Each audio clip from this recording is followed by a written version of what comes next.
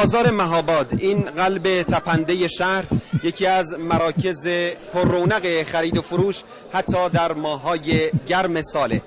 امروز به داخل شریان‌های شهر اومدیم تا ببینیم نبض این بازار چطور میزنه.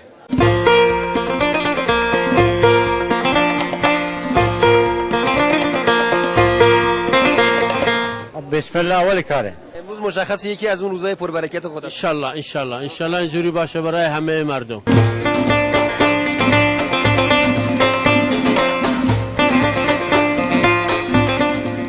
خیلی براتون مهمه تمیز بودن جلوی مغازه؟ بله دیگه مهمه، چون دیگه کار باید تمیز باشه که مشتری بتونه راحت بیاد تو مغازه خرید کنه و که رضایت داشته باشه. به نیتی او کار و کسبی دکم، خدا رزقش حلالم بوبنه و لشم ساغری و السلام. چیا خریدین؟ حالا خیار باریم زن.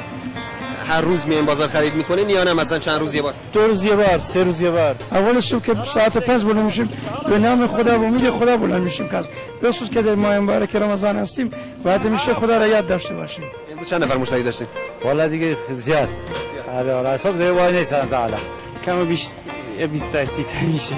امروز فکر کنم از اون روزای خوبه. آره الحمدلله.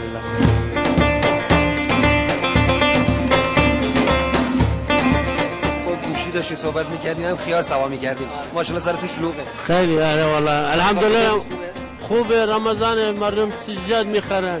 توی خلچی دین و بازار ده خوش الحمدلله. الله خوش شکر. او سال خوش الحمدلله. چند نفر مشتری داشتین؟ امروز تقریبا 6 نفر یا 7 نفر داشتیم. بازم قانعین. شکر خدا، چرا بدل نیست الحمدلله.